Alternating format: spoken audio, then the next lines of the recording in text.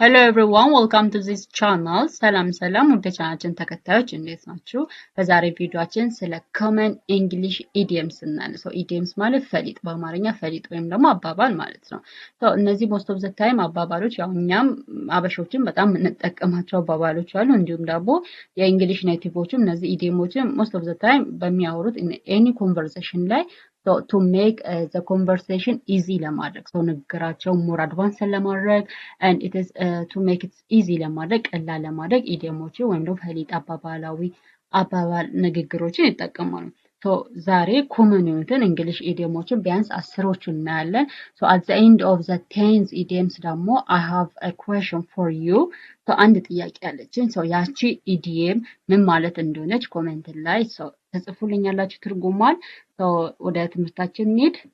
the common English idioms. Idioms are expressions whose meanings are different from the literal meaning of the word. idiomoች ማለት it is expression ንግግሮቻችንን የምንገልጽበት መንገድ ነው። ንግግሮቻችንን ስንገልጽ ግን ሊትራል የሆነ ወርድ አለ ወይም ደግሞ ዋናው የተጻፈው ወርድ አለ። ከዛኛው ከተጻፈው ወርድ ግን ሚኒንጉ ወይም ደግሞ ትርጉሙ ለየት ያለ ከሆነ it is idioms ይባላሉ። it is used for expression ነው በቃ ለመነጋገር ወይም ደግሞ it is during a conversation ጊዜ የምንጠቀማቸው ነው። ኤክስፕረስ ለማድረግ ሀሳባችንን መግለጽ የምንጠቀማቸው ናቸው። but their meaning is different from the literal meaning of the word. ለምሳሌ break the ice ስንል break the ice ስንል ምንድነው? it is ice when it is በረዶውን መስበር ነው አይደል የሚለው? it is the literal meaning it is በረዶ መስበር ነው። but in the as a idiom ስናየው ግን እንደ ፈሊጣዊ ንግግር እንደ አባባል ስናየው ግን ሊትራል ሚኒንጉ ግን እንደዛ ማለት አይደለም። ኢዲየሞች ሁልጊዜም ከሊትራል ሚኒንጋቸው ትርጉማቸው ለየት ያለ ነው። break the ice ማለት start a conversation in a social situation። ስለዚህ በቃ ንግግር ጀምር ማለት ነው። conversation ወይም ደግሞ ንግግሩ ወይም ደግሞ ጭውውቱን ጀምር ማለት ነው። break the ice ሲባል ንግግር መናገር ጀምር ወይም ደግሞ ንግግሩን ቀጥል ነው። example, he told a joke to break the ice. አያችሁ ምንድነው ንግግሩን ለማስጀመር ምን ቀልድ ጀመረ ወይም ደግሞ ቀልድ ተናገረ። he told a joke to break the ice. ስለዚህ ያንን ያሉበትን ኮንዲሽን ለማድረግ ንግግር ምናምን እንዲፈጠር ወይም ደግሞ እርስ በራሳቸው እንዲጨዋወቱ ምን አደረገ? ቀልድ ጀመረ። it is break the ice means it is not about breaking the ice. ይሄ በረዶ መስፈር ምናምን ሳይሆን it means start a conversation in a social situation. it is ከጓደኞቻችሁ ጋር ምናምን ሆናችሁ ምናምን ሁላችሁም ማታወሩ ምናምን ከሆነ ሁሉም ማያወራ ከሆነ ወይም ደግሞ ምንም አይነት ወሬ ያልጀመረ ከሆነ you have to start that. ስለዚህ he told a joke to break the ice. ስለዚህ እዛ ጋር ያለውን ዝምታ ለመስበር ሲል ምን አደረገ? ቀልድ ማውራት ጀመረ ማለት ነው። it is break the ice means starting a conversation ነው። and the other one is piece of cake. አሁን piece of cake ሲባል ሊትራል ሚኒንጉ ማለት ነው ትንሽዬ ኬክ ማለት ነው። ትንሽዬ ወይም ደግሞ ትንሽ የሆነች ኬክ ማለት ነው። but in the idioms rule ግን እንደዛ ሊትራሊ ሚኒንጉ እንደዛ ማለት አይደለም። piece of a cake ማለት it is very easy በጣም ቀላል የሆነ ነገርን መግለጽ ስንፈልግ piece of a cake ማለት ትችላላችሁ። ስለዚህ piece of a cake ባይዘው እነዚህ ኤደሞች በጣም የንግግር ንግግራችሁን በጣም አድቫንስድ የሚያደርጉ ወርዶች ናቸው፣ ኤክስፕሬሽኖች ናቸው። ስለዚህ ተጠቀሟቸው እነዚህ አይደሞች። it is piece of a cake means it is very easy ማለት ነው። very easy. Example, the exam was a piece of a cake. the exam was it is piece of a cake. ለምሳሌ the exam was a very easy ከምትሉ the exam was a piece of a cake. ስለዚህ ኤግዛሙ በጣም ቀላል ነበረ። piece of a cake means very easy በጣም ቀላል ነው ማለት ነው ትርጉሙ። and the other idiom is under the weather. this under the weather it means feeling sick. የህመም ነገር ምናምን ሲሰማችሁ I felt under the weather ማለት ትችላላችሁ። የህመም ስሜት እየተሰማኝ ነው ማለት ነው። ስለዚህ under the weather ማለት feeling sick የህመም ስሜት መሰማት it is under the weather ይባላል። example, I stayed home because I felt under the weather. ለምሳሌ I stayed home because I felt sick ከምትሉ I stayed home because I felt under the weather. ሶ ቤተቆየሁት ምክንያቱም እያመመኝ ስለሆነ ነው። ቤተቆየሁት እያመመኝ ስለሆነ ነው። ስለዚህ I felt under the weather it means feeling sick የህመም ስሜት መሰማት it is under the weather ይባላል። and the other idioms is hit the books so አሁን ለምሳሌ ይህን ስታስቡት ምንድነው መጽሐፉን ጣልዘው ወይም ደግሞ መጽሐፉን እንትን ምታው እንደማለት ነው አይደል? but the literal meaning ምንድነው የአይደምስ ወርዶች always ሚኒንጋቸው ወይም ደግሞ ትርጉማቸው it is different from the literal meaning of the word ነው። so ከቃሉ ትርጉማቸው literally ይለያል። so hit the books ማለት study hard ማለት ነው። ጠንክሮ ማጥናት በደንብ ማጥናት hit the books ይባላል። hit the books I need to hit the books tonight so እኔ tonight ወይም ደግሞ ማታ ጠንክሬ ማንበብ እፈልጋለሁ።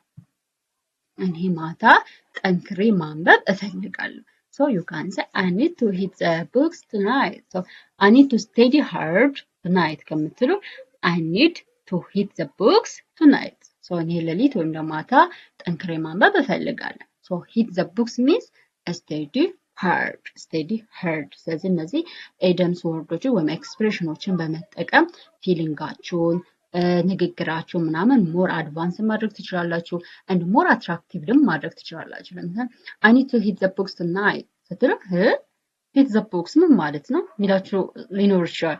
so እናንተም በዛ ሌሎችን ማስተማር ትችላላችሁ ማለት ነው። ስለዚህ I need to study hard ከምትሉ I need to hit the books tonight ስለዚህ ዛሬ ማታ ወይም ደግሞ ማታ ጠንክሬ ማንበብ እፈልጋለሁ። so hit the books ማለት it is study hard and the other one is spill the beans so it means reveal a secret so a secret ወይም ደግሞ ምስጢር የሆነ ነገር ማድረግ it's መናገር ወይም ደግሞ ደብቃችሁ የነበረው ምስጢር ምናምን ማውጣት ማለት ነው reveal ማለት። ስለዚህ it is I need መግለጥ ማለት ነው አይደል? ወይም እንትን አውጥቶ መናገር so reveal ማለት መግለጥ ነው። ስለዚህ spill the beans ማለት beans ባቄላ ነው አይደለ? so ባቄላዎቹ መከፋፈል ምናምን ሳይሆን ትርጉሙ ምንድነው? it is reveal a secret ስለዚህ ምንድነው secret ወይም ደግሞ ምስጢሩ መግለጥ።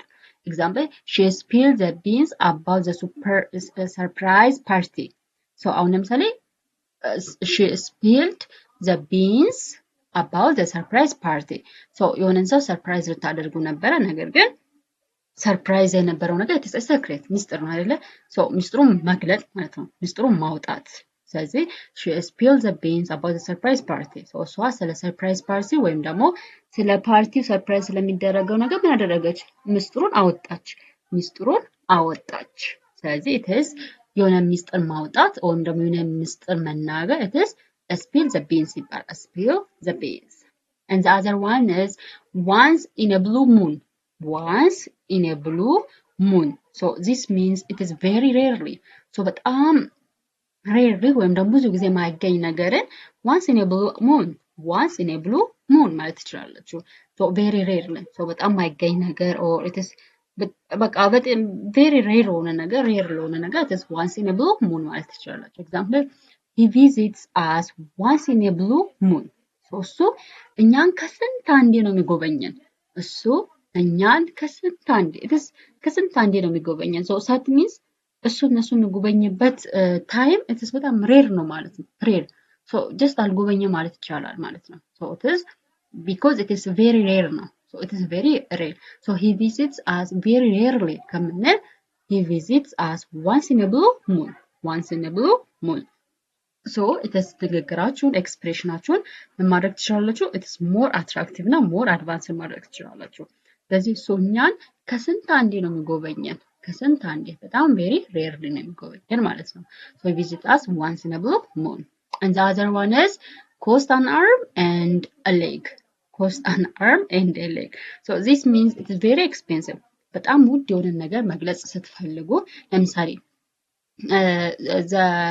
the bag that I bought yesterday is costs an arm and a leg so ትናንትና የገዛሁት ቦርሳ በጣም ውድ ነው ማለት ከፈለጋችሁ the bag that I bought yesterday was costs an arm and a leg ማለት ትችላላችሁ። so it is very በጣም ኤክስፔንሲቭ የሆነ ነገር መግለጽ ስትፈልጉ cost an arm and a leg cost an arm and a leg ማለት ትችላላችሁ። ኤግዛምፕል እዚህ ጋር that car costs an arm and a leg that car costs an arm and a leg so ያ መኪና በጣም ውድ ነው።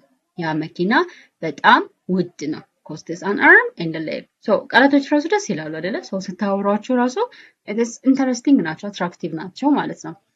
and the other one is call it a day call it a day call it a day so this means stop working ማለት ነው። call it a day call it a day means it is stop working so መስራትን አቁም መስራትን አቁም እንደውም መስራትሽን አቁም so stopping it is some work የሆነ ስራ ማቆም it is call it a day call it a day example we finished the project and called it a day we finished the project and called it a day ስለዚህ ፕሮጀክቱን ጨረስን እና ስራ አቆምን ፕሮጀክቱን ጨረስን ስራ አቆምን ስለዚህ ፕሮጀክቱን ስለጨረሱ ምን አደረጉ ስራ አቆሙ ማለት ነው so call it a day means stop working so መስራትን ማቆም it is call it a day call it a day ይባላል ስለዚህ ስራ ፕሮጀክቱን ጨረሱ ዘን ስራቸውን አቆሙ ማለት ነው and the other one is burn the midnight oil burn the midnight oil so burn the midnight oil it means work or study late at night so ምሽት ላይ የሆነ ነገር መስራት ወይም ደግሞ ምሽት ላይ እንዲያጠናለው ወይም ደግሞ ምሽት ላይ እንዲያደርጋለው ምናምን ሲባል it is burn the midnight oil burn the midnight oil work or study late at night so late at night example she burned the midnight oil before the exam she burned the midnight oil before the exam so እሷ ከኤግዛም በፊት ሌሊት ታጠናለች እሷ ከኤግዛም በፊት ምንድነው ከመንጋቱ ወይም በፊት ማለት ነው so እሷ ከኤግዛም በፊት ወይም ፈተና ከመፈተኗ በፊት ሌሊት ተነስታ ታጠናለች so burn the midnight oil means work or study late at night so ምሽት ላይ ሌሊት ተነስቶ ወይም ደግሞ ሌሊት የሆነ ነገር ለመስራት ምሽት ላይ ነገር መስራት it is burn the midnight oil so she burned the midnight oil before the exam so ከኤግዛሙ በፊት ከፈተና በፊት እሷ ሌሊት ተነስታ ታጠናለች ማለት ነው and the 10th one and the last one is the ball is in your court the ball is in your court so ምንድነው አሁን ለምሳሌ ምንድነው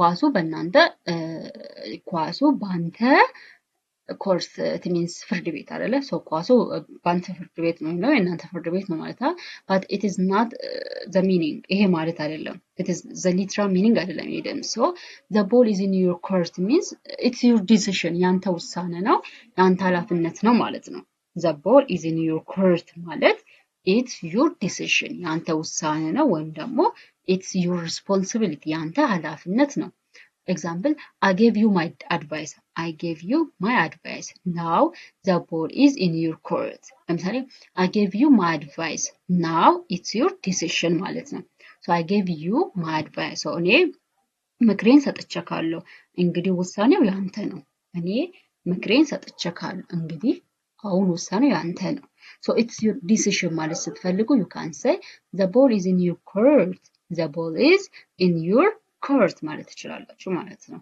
so I think በጣም ጠቃሚ የሆኑ አይደምስ ናቸው so most of the time in English ላይ common የሆኑ አይደሞች ናቸው native English የሚያወሩ ሰዎች ያው ይጠቀሙበታል ማለት ነው so this the ball is in your court ማለት it is ውሳኔው ያንተ ነው ውሳኔው ያንተ ነው so I gave you my advice now the ball is in your court ስለዚህ እኔ ምክሬን ሰጥቼካለሁ አሁን ውሳኔው ያንተ ነው so በዛሬ ቪዲዮአችን ስለ 10 idioms አይተና ወይ ፈሊጣዊ አባባሎች አይተና ማለት ነው so I need to put your answer in comment section about this pull someone's leg pull someone's leg so ይሄ ማለት ትርጉሙ ምን ማለት ነው ይሄ አይደም ትርጉሙ ምን ማለት ነው so ትርጉማችሁን ኮሜንት ላይ ጻፉልኝ ማለት ነው so ይሄን ቪዲዮ እንደወደዳችሁ ተስፋ አደርጋለሁ ለብዙ ልጆች ለብዙ ጓደኞቻችሁ ሼር አድርጉት because it's interesting የሆነ ፓርት ነው ማለት ነው so ወዳችኋለሁ እናንተም ደግሞ ይሄን ሻምድዱትና day to day ላይፋችሁ ላይ ተጠቀሙት እንግሊዘኛችሁን የበለጠ አድቫንስድ ያደርጋችኋል ይሄን ቃላቶች ከየት መጣክ ትባላላችሁ ማለት ነው so አመሰግናለሁ ስለተከታተላችሁ ወዳችኋለሁ በሌላ ቪዲዮ እስከምንገናኝ ድረስ ደህና ሁኑ bye